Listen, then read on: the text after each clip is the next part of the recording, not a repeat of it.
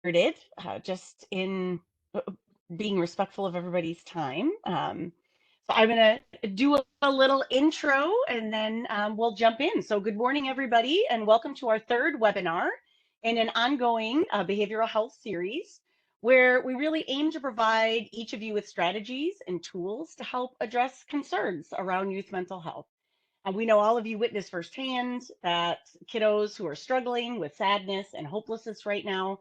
And we hope you leave here today with a few more tools to help you tackle some of these challenges. So my name is Jennifer Smith. I'm a program coordinator with the Wisconsin After School Network, which is a program of Marshfield Clinic's Center for Community Health Advancement.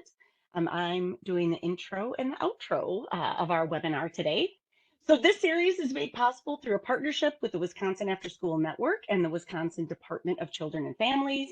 We wouldn't be here today without the support and expertise of Marshfield Clinic's behavioral health team. So before we start, just a couple reminders. If you could keep your microphones on mute, we would appreciate that. If you have questions, please put them in the chat and we will monitor those. There are a couple WAN staff on the call, so we will be paying attention to the chat and attempting to answer those as best we can, or saving them till the end and then hopefully getting them answered for you. It's also helpful to note that this webinar will be recorded and that recording will be posted to our YouTube channel within a few weeks. So you will be able to revisit the content or share it with others if you think they might be interested in this conversation. Our next webinar in this series will take place in October, and we will be transitioning from Google registration and WebEx to Zoom. So please be on the lookout for future messages about registration. And we also invite you to participate in a 5-question survey at the end of this session where you can provide us some valuable feedback. So we really would appreciate you taking the time to stay on the call for just an additional minute so we can adapt our resources based on the feedback we receive from you. With all of that information aside, we are going to introduce our speakers for today. Dr. Kochanova, did I say that right now after I wrote it down?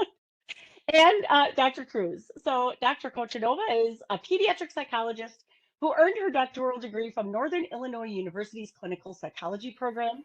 She is currently completing her pediatric psychology fellowship at Marshfield Clinic Health System and provides services to children, adolescents, and families hospitalized for medical and psychological concerns.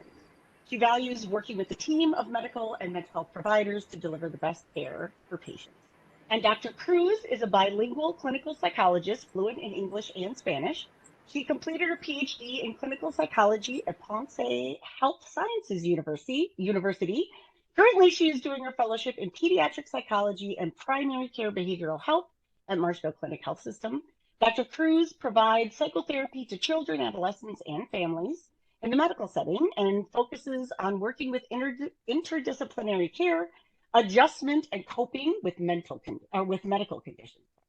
Both of our presenters today, a key piece of their work is translating complex psychological tools and skills to families and kids.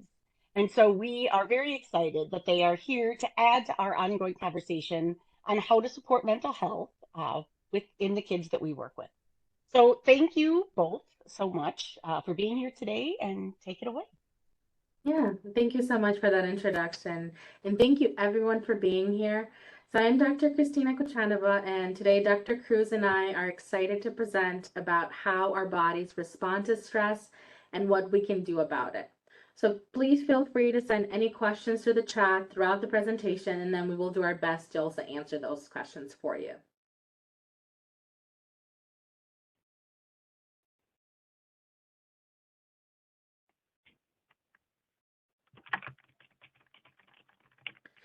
So this is our disclosure statement, and for both of us, we don't have any disclosures to make. Learning objectives will focus on introducing how our bodies respond to stress, help us identify physical, cognitive, and emotional symptoms of stress in youth, and learning coping skills to help youth relieve stress. So first, I want to talk a little bit about what is stress. According to the World Health Organization, they define stress as a state of worry or mental tension caused by a difficult situation. Childhood stress is actually more common than you might think. Research done by Stress in America on behalf of the American Psychological Association showed that teens ages 13 to 17 are feeling a similar amount of stress as adults. On a scale of 1 to 10, teens reported their stress levels as 5.8 during the school year, and a healthy level is considered to be 3.9. And even in the summertime, their levels were 4.6. Nevertheless, stress is a natural human response that prompts us to address challenges and threats in our lives. And there are actually several theories in the field that focus on how an individual can become physically and psychologically stronger by enduring some tolerable stressors with recovery intervals in between. This suggests that having some stress is not necessarily always negative. Additionally, everyone experiences stress to some degree, especially as we all live in a very busy world with increasing demands at work, school, and home. The way we respond to stress, however, makes a big difference to our overall well being, and these responses, coping styles, and symptoms of stress vary from person to person. With research, we actually have found that it indicates that some individuals may respond with problem-solving approach by using active coping strategies, reaching out to their support system, and actively trying to solve the problem they're facing, which is seen as a healthy way to approach stress. And other individuals may disengage and withdraw from stressors, situations, and people associated with the stressor, and may not use their support system, which is a less adaptive way of responding and coping with stress. Something to note is that when children and adolescents are experiencing stress, they may need adults around them to help with ways to cope with stress effectively, especially because their regulation skills and their brain are still developing, which is why it is important for you as attendees to be aware of ways to identify when youth around you are stressed and what we can do to support you.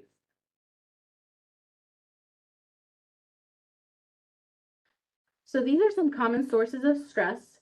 Stress in children is commonly caused by significant life changes, both positive, like starting a new grade or after school program, and negative, like family turmoil or classroom bullying.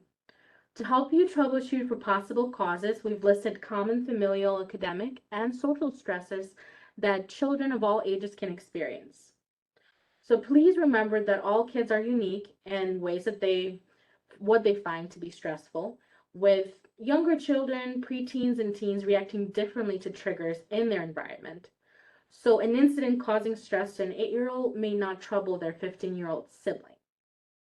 So looking at the common sources of stress for all children, some of the common stresses we found would be conflict with a friend, bullying, and peer pressure, starting, changing schools, and struggling in school, balancing responsibilities. Those could be things like school and extracurricular activities, disappointing their parents, family conflict or parental divorce, financial difficulties, unsafe or precarious living situations.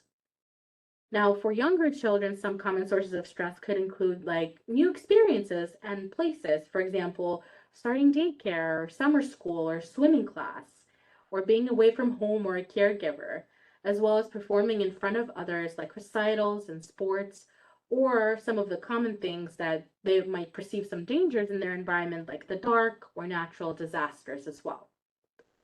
For preteens and teens, some of the common sources include going through puberty and bodily changes, poor self esteem or negative thoughts about themselves, fear of the future, like going off to college or getting a job, and then social media, comparing yourself to other people. Romantic relationships and dating is also a huge thing during this age period. And then pressures to engage in risky behaviors like drugs, alcohol, or sexual activity. So as you can see, most of these stressors are expected based on the developmental stage that individual is in, and most of these stressors cannot be avoided or would be pretty difficult to avoid. Ultimately, everyone will experience some of these stressors at some point in their life, and we can then focus what can we do to help cope with these stressors. Additionally, stress is not always bad and can motivate us to solve a problem, try harder, and even reach out to the resources and our support system. However, when stress is chronic, includes multiple stressors, and we lack resources to respond to stress, it can lead to negative outcomes impacting our mental health. So, chronic stress impacts mental health. Mental health is an important part of children's mental, emotional, and behavioral well being. It affects how children think, feel, and act. American Psychological Association recommends regular anxiety screenings for youth ages 8 to 18, regular depression screenings for adolescents ages 12 to 18. So that is the reason when children go to their pediatrician, they screen for these symptoms to help identify if children may need help with these. And this is the first way to identify and prevent mental health problems. It is then important then to share this with pediatricians to prevent further problems, and then they can also provide referrals to mental health providers as needed.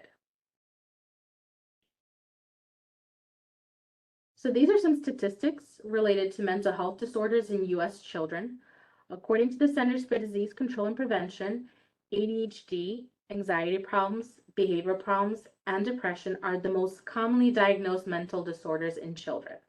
So anxiety is at 9.4%, so that's approximately 5.8 million children in the US. And then for children with anxiety, more than 1 in 3 also have behavioral problems, and about 1 in 3 have depression. And we also know that anxiety has increased over time, where in 2007 it was at 5.5%, and then it increased to 6.4% in 2011 and 2012 as well. So we have noticed that as the level of stress has increased also during the pandemic, this has an impact on youth mental health, with many behavioral health clinics having more patients that need services and that they cannot necessarily provide. So there's huge waiting lists. And you, as parents, community members, providers, teachers, peers, and caregivers, can be the first people to identify when something is not quite right or a child might need additional help. So thank you for being here to increase your awareness related to stress, its impact on youth, and learning about what you can do to help. Now, I will share with you how our body responds to stress. And I want to clarify that in this video, the concept used was anxiety, but we want to say that it's kind of a similar concept about the stress. You know that scared or nervous feeling you get when you have to do something you're not sure you can do? Or go somewhere you've never been before? That feeling is called anxiety. And it can feel a bit different for each person, but it usually doesn't feel very nice. Maybe your palms get sweaty, or your body tenses up, or maybe you get a tummy ache. Maybe you've heard of anxiety, or maybe you haven't, but you've definitely felt it before. Because everyone feels it sometimes. It's normal. You want to know something really weird about anxiety? It's actually trying to help you. It's true. All those uncomfortable feelings, those happen because your brain thinks you're in danger, and it wants to protect you. When our muscles tense up and we sweat, it gets us ready to do a lot of exercise, which is helpful if you need to jump out of the way of a runaway train or wrestle a wolverine. Sometimes our minds go blank and we feel like we can't move or talk. That would be great if we needed to hide. Instead, we just feel stuck. When your brain does this, it's called fight, flight, or freeze. The problem is, sometimes your brain gets confused and it can't tell the difference between a charging moose and, say, going to a new school. Both things can be scary and cause anxiety. But there aren't any dangerous wild animals at a new school. Hopefully. Understanding where anxiety comes from is the first step in learning to deal with it. So the next time you're in one of those tough situations and you start to feel those feelings, like butterflies in your stomach, or sweaty palms, or it gets hard to talk or move, remember, there's nothing wrong with your body. You're just having normal feelings of anxiety, and they're actually trying to help, even if they're not very good at it sometimes. Yeah, let me So this video made clear that our body is very smart and works to protect us and try to deal with that stressors. So sometimes I use this kind of example regarding to, for example, if a snake is in front of you, you can react in different ways. So the first, you can just get freeze and do nothing. You can just fly or run, and then you can also like try to fly and try to cope with that situation. As the videos say, it's very normal that you can feel symptoms of anxiety, but the important thing is that to be able to identify when these levels are very high and in order to treat them with the appropriate health providers. Also, because sometimes our body can be oversensitive and can cause us to have other reactions that can affect our health. This is very important to be able to identify because we need to monitor our body, but also our mind.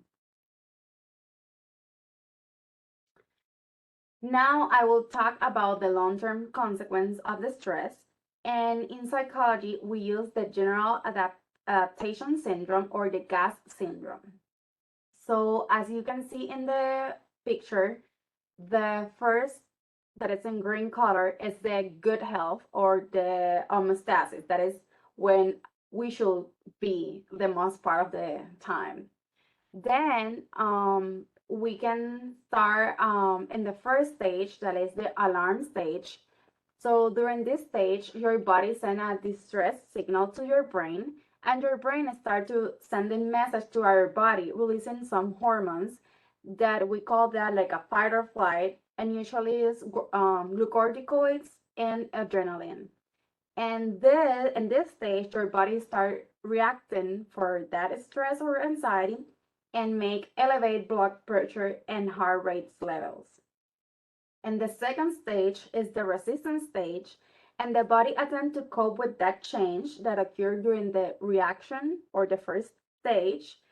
But in that second stage, your body start like trying to regulate a little bit and send a signal to your parasympathetic nervous system to try to cope with that stress and then reduce a little bit your blood pressure and your heart rate. However, the body remains alert in this phase and can be easily returned to the reaction phase and if the stressor persists. Then the final stage is called exhaustion, and here the immune system is weakness and the risk of be able to get a disease increase. And here is when you feel like a lot of symptoms and also like burnout symptoms. How can I identify? So we place here a couple of general physical, cognitive, and emotional symptoms of stress for all children, adolescents, and actually for all adults also. So it's I need to make clear also that stress can be manifest in different ways depending the age of or the developmental age of the child. As Christina told before, there are several ways or stressors. So according to the physical symptoms that may include tiredness, muscle tension, stomach ache, headache, low energy, sleep problems, fast heart rate, sweating, fatigue, and high blood pressure, or others. In the cognitive part, it can be racing thoughts, negative self-talk, worries, overthinking, confusion, poor concentration and attention, cognitive difficulties, forgetfulness, and disorganization.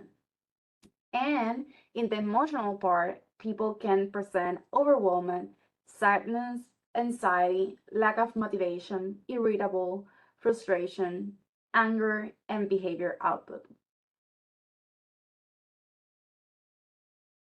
So, as Dr. Cruz had said, depending on the age or developmental stage of the child, they may show these physical, cognitive, and emotional signs of stress differently.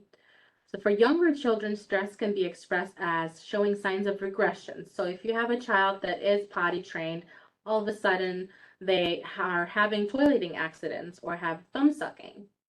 Or you could also see younger children having behavioral outbursts like crying, yelling, hitting, being more aggressive than usual, as well as temper tantrums like being more demanding than usual, as well as they could show irritability and complain of physical symptoms such as tummy aches.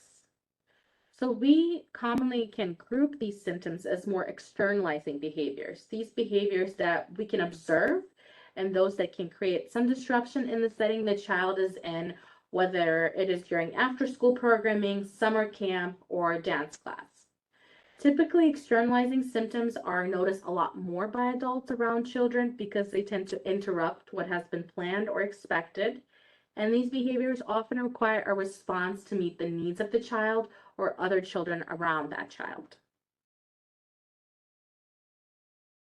For teens and tweens, stress can be expressed as more internalizing symptoms and some externalizing behaviors, which may not necessarily be as easily noticed by others or be as initially disruptive to programming compared to younger children. Some examples can include teens or tweens tending to withdraw, isolate, be more quiet than usual, less likely to talk about their stress and worries. They may experience more internalizing symptoms such as anxiety, sense of hopelessness and helplessness and sadness. They may also display negative self talk, so say things like, I'm not good at anything, I can't do this. And they may also engage in more risky behaviors or breaking rules, especially if it is a tween or a teen that hasn't necessarily broken rules. You could see that as a red flag as well. And now I will talk about some general or daily things that you can do to management symptom of stress. So the first one is eat in a balanced diet, and this is means that everything that you eat, it's making feel your body prepared to fight or flight. So if you eat like unhealthy food, then your body can be less prepared to the stressful situation. The second one is the exercise more regularity. And research shows that exercise and regularity can help to reduce your stress level. If you are not like an exercise person and you don't like to go to a gym, you can also just like take a walk with your dog to your neighborhood. So that will be a great way to start. The CDC state that the children and teenagers 6 to 17 years need to do at least 60 minutes or more moderate intensive physical activity each day. The third thing that we can do is practice breathing exercise. So taking deep and controlled breathing can help us to deal or cope with that stressful situation. The other thing that we can do is identify your trigger. The first step is to management the stress is identify what are the trigger or what are the stressors. This could be highly demanding school or sport performance or other things that Dr. Krishnova shared with us previously. Identify your stress trigger can help you to get rid of them. Writing down your feelings. So writing down your feelings and accepting them. To do this exercise, you can do it like in a notebook or in the notes of your phone. And this exercise make you feel more aware about your feeling and thinking and in that way you can cope better with that stressors. And the last one that we can do like daily or weekly is set a schedule or routine. So children do best when consistently are established a schedule or routine. So that is why it's very recommended to establish a schedule with a specific time of period and day, as well as tasks to be done. Actually, this helps children, teenagers, and adults to be organized and to get or prepare your weekly your days. So there are some tools that you can use to cope with the stress, and we split that tools for children, teenagers, and adolescents.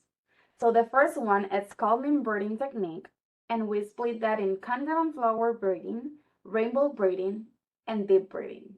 The second one is progressive muscle relaxation and deep technique for teenagers. And the third one is grounding technique or 5 cents. We will show a couple of videos and we encourage you to practice the skill as you watch the videos. So here's the first, and it's called candle and flower breathing, and it's more helpful for toddlers or young children.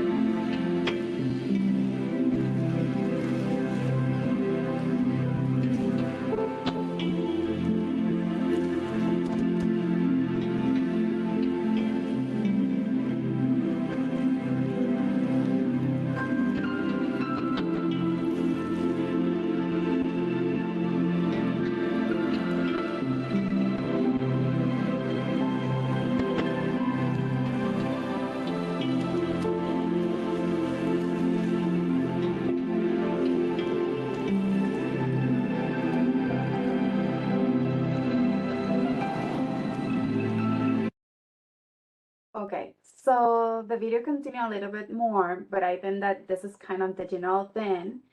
So I think that this technique is very helpful because the young kid have like a funny or fun during these techniques. The second one is rainbow breathing, and this is more useful for school age kids.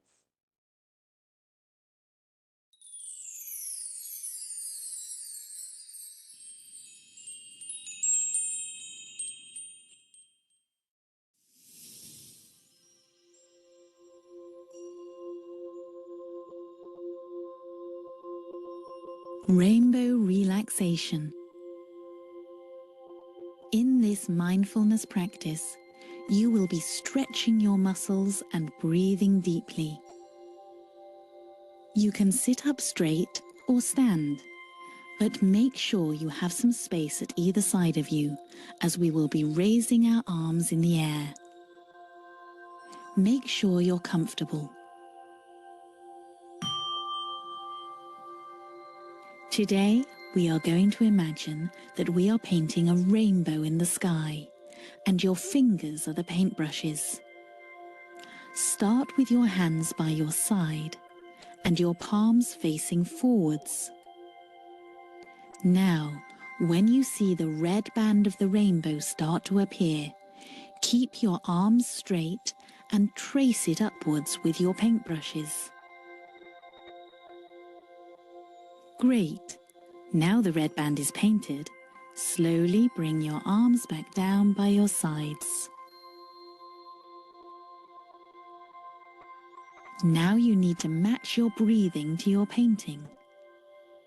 So when you raise your hands up for the next color, take a big breath in, and you can breathe out when you bring your arms back down. Get ready for the orange to appear. Imagine we have dipped our paintbrushes into orange paint. So breathe in and lift the arms up, and slowly back down as you breathe out. Now we're going to paint the yellow band. Imagine we have dipped our paintbrushes into the yellow paint. Breathe in as we paint the yellow band and lift your arms up. Now breathe out as you drop your arms down. Now the green band. Breathe in as we paint the green band, arms up, and breathe out as you drop your arms down. Now the blue band. Breathe in as we paint the blue band, arms up, and breathe out as you bring your arms back down. Now the indigo band. Breathe in as we paint the indigo band, arms up, and breathe out as you bring your arms back down. And now for the final color, violet.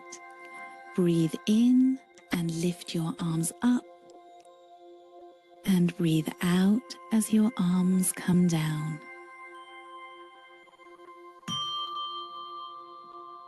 Well done. I feel like rainbow breathing is one of my favorite that work with kids because I've actually gave also like visual cues for them. And then we have deep breathing, and this is more for preteens and adolescents. This is a, I will say that the three, but mainly with teenagers and adolescents. Sometimes when we share that deep breathing is a good option, they can say, "Oh, we try, but that doesn't work." And we always talk about the importance to do it in a good pace to control and regulate your breathing, but also to do it inconsistently. Because if you do it like one day and then just get like three without, and then one, maybe this will not be helpful. But if the way that you practice, the better outcome that you will get.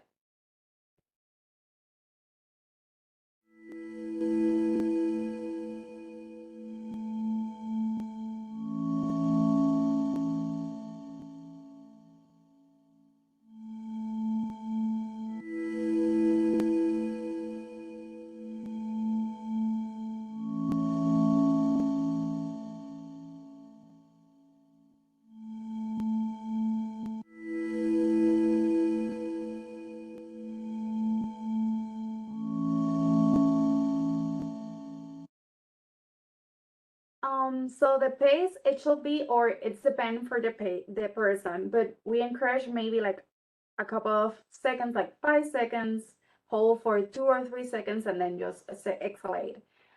If that is kind of struggling for some person, then you can use this kind of visual videos that help you to just rest and breathe in and breathe out.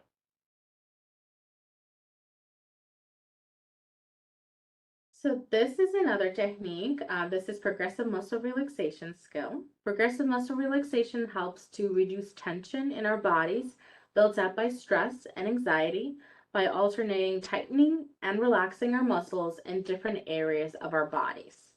Progressive muscle relaxation can be used for children, adolescents, and adults.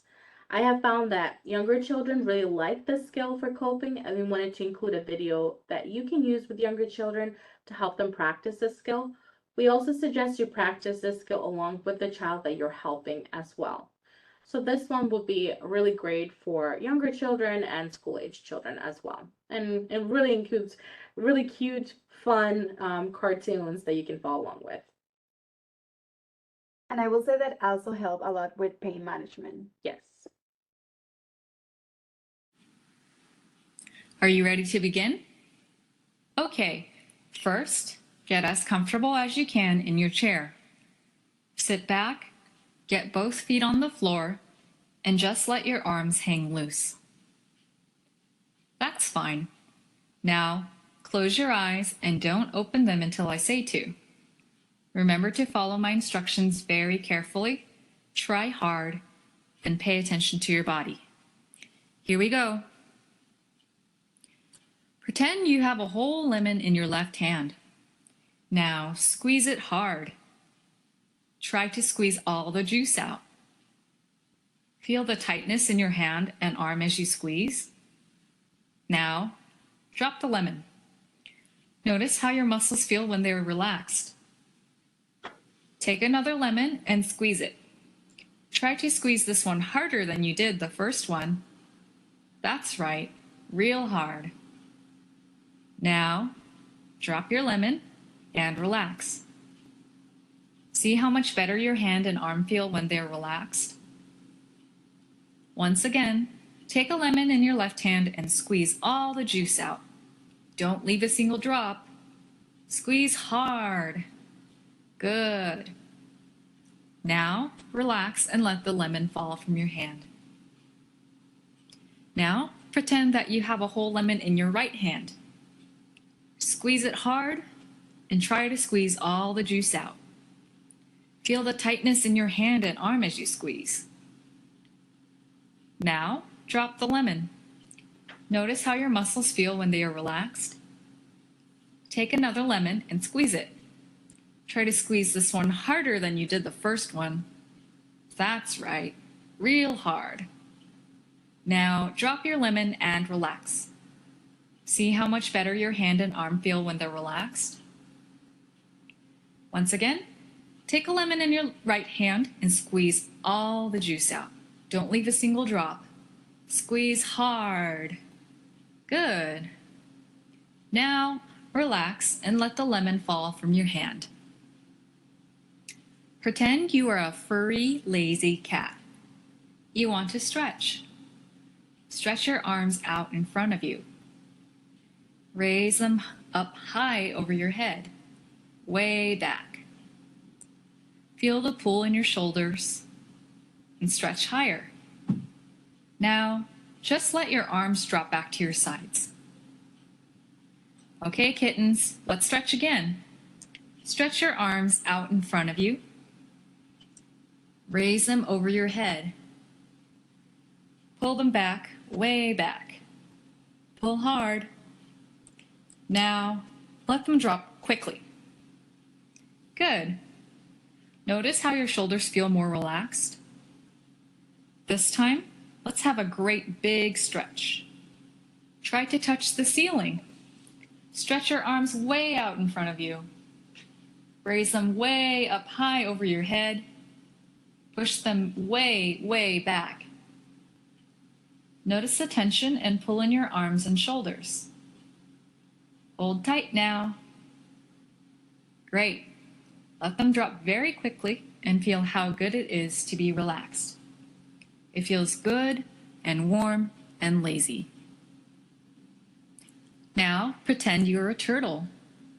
You're sitting out on a rock by a nice, peaceful pond, just relaxing in the warm sun. It feels nice and warm and safe here. Uh-oh, you sense danger. Pull your head into your house. Try to pull your shoulders up to your ears and push your head down into your shoulders. Hold it tight. It isn't easy to be a turtle in a shell. Oh, the danger is past now. You can come out into the warm sunshine, and once again, you can relax. Watch out now, more danger. Hurry, pull your head back into your house and hold it tight. You have to be closed in tight to protect yourself. Ah, okay, you can relax now. Bring your head out and let your shoulders relax. Notice how much better it feels to be relaxed than to be all tight. One more time now. Hold tight. Danger. Pull your head in. Push your shoulders way up to your ears. Don't let even a tiny... So that was, it just has lots of different kind of graphics there and also guides you through that skill. So sometimes that's helpful to have that on hand as well. And even if you don't have something to play a video with, you can always just say it verbally. I mean, even if you remember, just imagine you have lemons in your hands. That sometimes could be helpful, just having like a concrete idea that kids can try that with as well. So this is another skill that's related to progressive muscle relaxation that could be used for preteens and adolescents.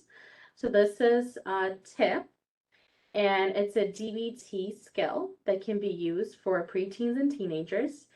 And it can be especially helpful during periods of high distress caused by stress, anxiety, and any other mental health concerns.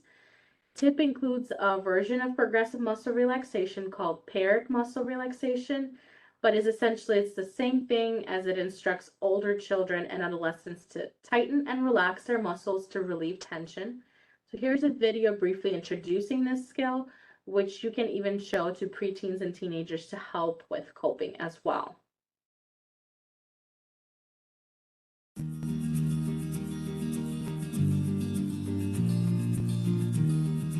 Are you at your emotional breaking point, about to do something you might regret? Remember the DBT skill TIP. TIP stands for temperature, intense exercise, paced breathing, and paired muscle relaxation.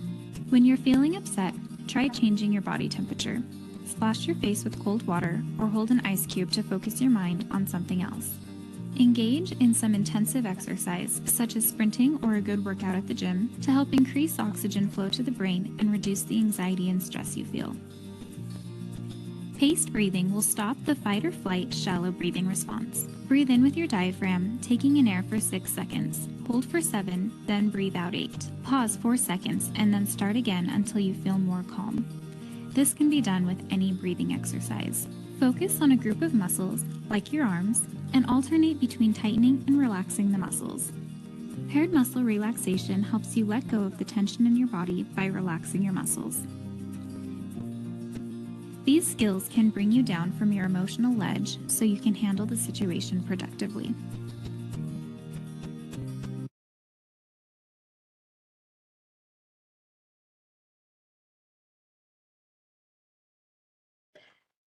So now this skill is grounding, or the 5 senses technique that can be used for children and adolescents. Stress and anxiety can interfere with children, adolescents, and adults being present in the moment and enjoying what is happening right now and then. And that could happen in class, during sports practice, special event, or a family outing. So grounding using 5 senses, which is sight, touch, hearing, smell, and taste, can help children and adolescents, as well as adults, bring their attention to the current moment and take away attention from unhelpful thoughts about the past and the future. So here's a video explaining this skill as well.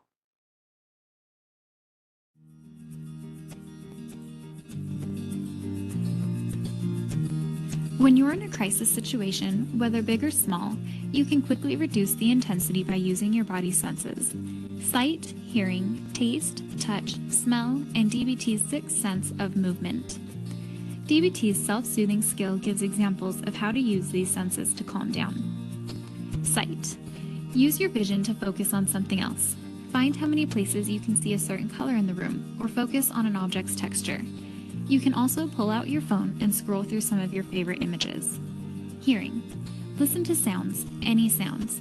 Listen for birds chirping or the sounds of traffic outside. Turn the volume up and listen to your favorite song. If you prefer soothing sounds, there are many apps you can install on your phone to play on the go. Taste. A small treat can give you something pleasurable to focus on while you're getting through a tough moment. You don't need to prepare a full meal. A piece of gum or a few mints will do the trick. Feeling. Embrace the sense of touch by noticing how a pen feels in your hand or using a fidget toy. When appropriate, you can also wrap yourself in a blanket or take a warm bath. Smell. Whether it's good or bad, focus on whatever scent is in the air. Can you identify the smell or break it down into its components? For easy access to a scent you find calming, put a few drops of your favorite essential oil onto a cotton ball and keep it with you in a plastic bag. Movement. Get up and start moving your body. Walk around the block or dance to your favorite song. Your emotional state can be altered by your body's movements. Because your body's senses are available to you at all times, you can use the self-soothing skill in nearly any situation. And so for all of these videos that we have showed you, actually we're going to include them in the resource page too, and then you'll have access to this since it is recorded as well. And I would encourage you to just utilize these videos as a resource with the youth that's around you. You can show it to them. You can kind of refresh your memory about what is this skill, if you wanted to use it with someone else, or even for yourself as well. And these are just helpful ways for us to kind of remember how to use these skills appropriately as well.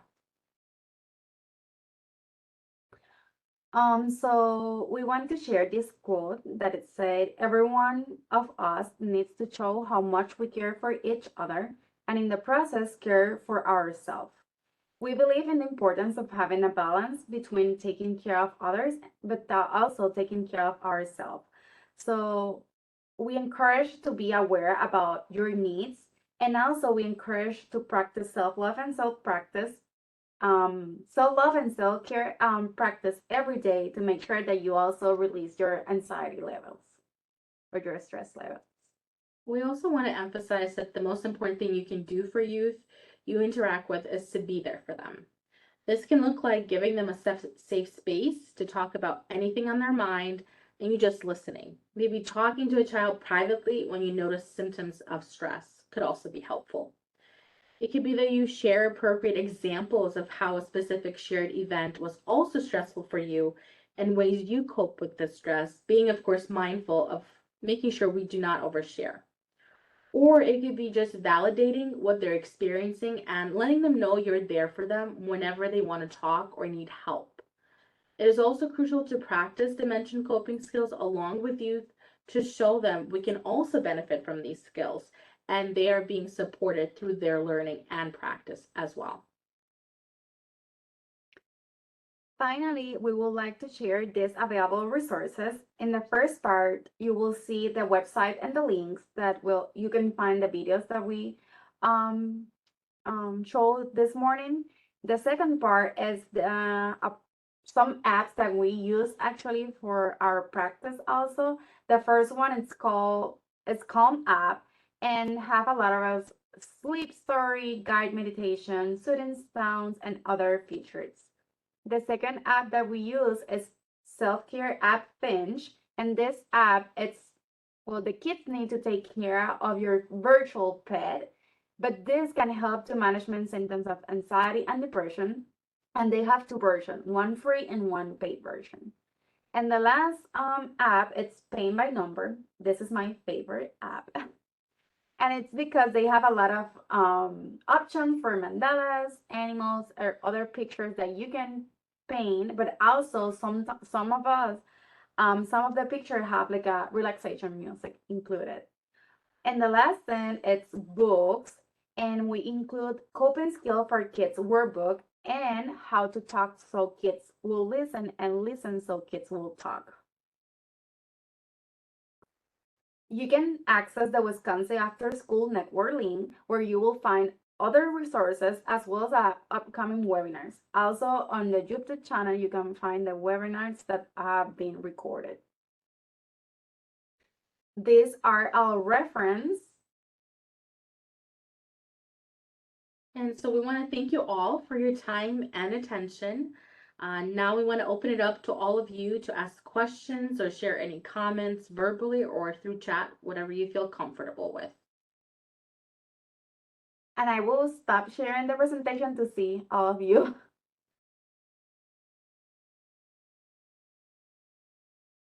Feel free to share any thoughts or any questions. Dr. Often Wonder. I would just like to say this information will be better. I mean, very helpful for me and the children that I currently have enrolled. I have a 4-year-old that I really, really think she can really benefit from it. I'm glad you guys are sharing the resources so that I can share it with mom and we can be on the same page. Right. Yeah, awesome. Thank you for sharing that. I will just second. I think that, yeah, these are some really wonderful resources, especially the breathing activities. I think I work with Girl Scouts, and I think like we definitely have some breathing exercises that we use, but I mean, obviously it's always good to bring in some new ones that maybe the kids haven't seen yet or just aren't used to doing with us all the time. So I'm especially grateful for all those different resources when it comes to breathing for them and also for myself sometimes too when I need it. So thank you. You're welcome. I use also like deep breathing skills sometimes. Right. Yeah. We need them too, for sure. Yeah.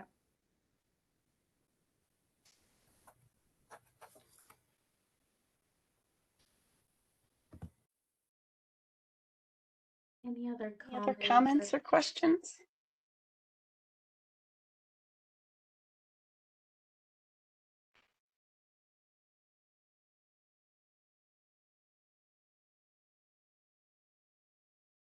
All right. I think that was a long enough pause. So if you have a question, please jump in or put it in the chat. But I we'll share our closing for people who have some place that they need to be so that you can take our closing survey and head out for the rest of your day. So we want to extend our gratitude again one more time to Dr. Cruz and Dr. Kochanova for being here today, as well as all of you. So thank you. Thank you for the work that you've done on behalf of kids and families in the state of Wisconsin. We hope you have opportunities in coming weeks to utilize some of these tools and strategies and share some of these messages. Everything that we are doing with kiddos in our spaces makes a difference. If you have further questions, you can email the Wisconsin After School Network at the email address provided in the chat box. So if Rachel did not add that, then hopefully she will, or I will do that in just a moment. More information about the series, in addition to this learning series, can be found on Juan's Month at a Glance email that we send out monthly. You can also go to our website, and I think the link was shared. And if not, we'll share that in the chat box. You can sign up for our email list or look at upcoming events and register through the website. And we will also be adding this recording along with supplemental short videos and podcasts around these topics in the very near future. So keep an eye out for all of that. So any questions, any additional questions before I ask Chris to launch our poll? Well, thank you all so much for being here today. We really appreciate the work that you are all doing, interfacing with kids and families on a daily basis. Thank All you. right, For Chris. us, it was a pleasure to share Yeah, this thank you time with both all. so much. Thank you. Have a great day. Thank Yep, you. Have a thank blessed you. weekend. Thank Yeah, you. Thank you, Bye-bye. Chris, everybody. if you Have a could good day. launch the poll quick before everybody leaves. If you see the poll populate, if you could very quickly just answer those 5 questions. It's just a single choice list. If you could go through and submit that, we would very much appreciate your feedback. And thanks again, everybody.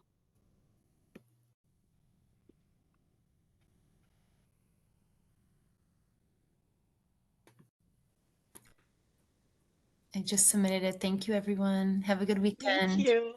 All right. Bye. Thank you. Bye-bye. Thank you so much.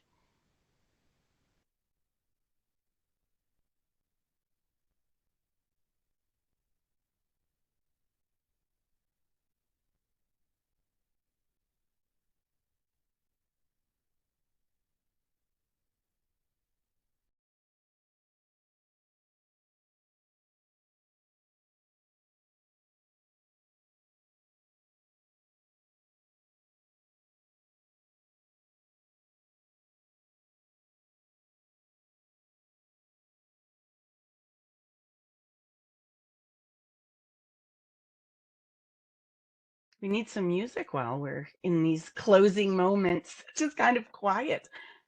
Everybody's doing their poll and moving on with the rest of their day. Yeah, thank you both for presenting today. Such great usable information that people who joined us today can take that information and implement it today or tomorrow or Monday when they have kids in their program space. So we really appreciate that.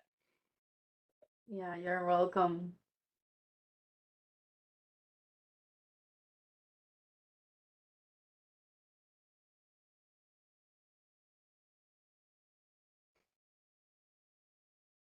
We'll give people another minute or so at that point. I'm guessing that they maybe got pulled away from their computer or something else that maybe happened. But Rachel, anything that we need to do that hasn't been covered?